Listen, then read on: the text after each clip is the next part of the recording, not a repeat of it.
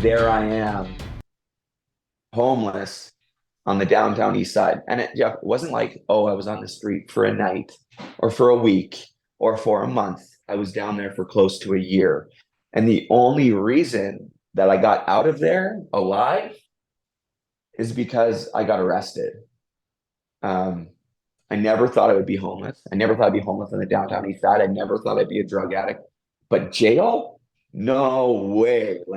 I'm a really good human being when I'm not on the drugs. Like I don't feel, I don't lie, I never really did, right? I mean, I lied about my feelings and stuff, but I mean like I'm really genuinely a good person. Like going to jail was so far from reality. In fact, they opened the jail. I was telling my girlfriend this the other day because I'm writing my book and I wrote this in there, is that they actually built that jail, the new jail where everybody from Vancouver at pre-trial goes to, just minutes from my childhood home when I was growing up. And I remember being so scared of that place, thinking they're gonna escape, they're gonna come through the back bush.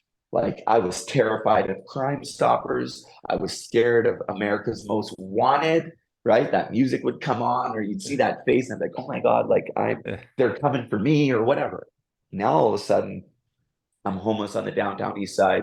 I got no real friends. My family doesn't talk to me because I give them no choice. I mean, my mom would periodically pop in with food and water, find me homeless. I know my dad looked for me at different times, but was never able to find me. He was paying people on the street $5, $10. Hey, where do you know my son? Have you seen him? All this stuff. I mean, I started to overdose a lot. I overdosed more times than I can count. Many times waking up in the hospital, the heart rate monitors, and my parents there, and um, sometimes just, naloxone by another addict who's on the street. Like I'm very lucky to be alive. Um, but while I was down there, I mean, I had no money. I didn't have a job. I had no outside support. I had burned every bridge in my life. And well, how do you survive? Like, how do you keep the addiction going? How do you start to steal, you start to do crime. I did anything and everything, Jeff, from going into stores and stealing colognes and perfumes to liquor stores, filling up carts with all the high-end liquors and crashing out of there into a stolen car and peeling off, to violent robberies, to break and enters into residential and commercial buildings.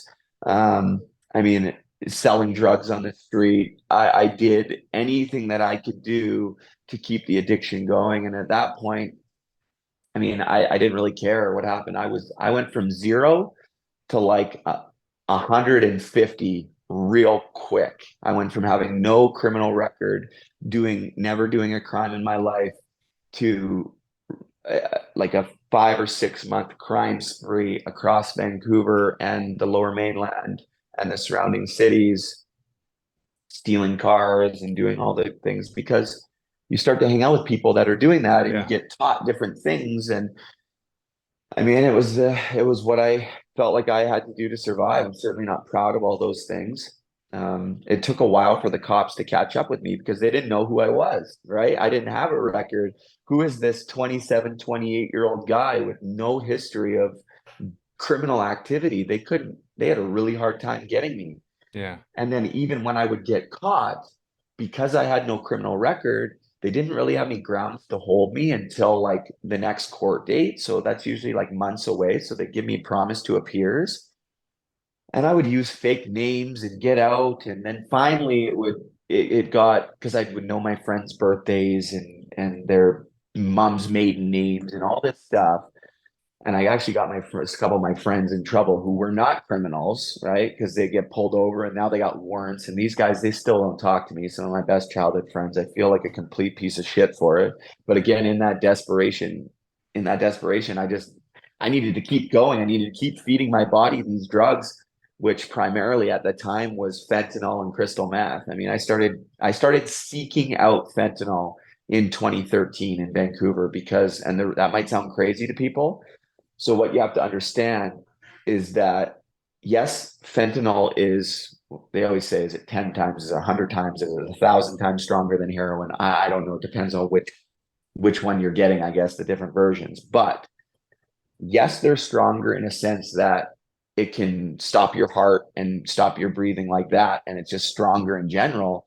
But what a lot of people don't know is that your tolerance for opiates builds up very quickly. I kind of hit on it earlier where it Yeah. started with one pill and ended it with 15. Well, there was this one dealer that I started seeing in Vancouver about 2012, 2013. Sorry, in my town of Coquitlam. I was just say Vancouver because I'm in Yeah. Ontario. It's easier to say Vancouver. But all of a sudden, it was like it wasn't heroin; it was quite a bit stronger. And I realized that, and talked to the guys and realized that they started to bring in fentanyl. Yeah. And because I had only gone to them for 4, 5, 6 months in a row and only taken that stuff, if I would go get the most high grade heroin It would do nothing. anywhere else, it would do Yeah. nothing. I would still be sick. So I had to seek out different, fentanyl. And then eventually by 2014, there was like no heroin around. It all became fentanyl Yeah. and lost a lot of friends. I don't want to say I should have, but I could have died so many times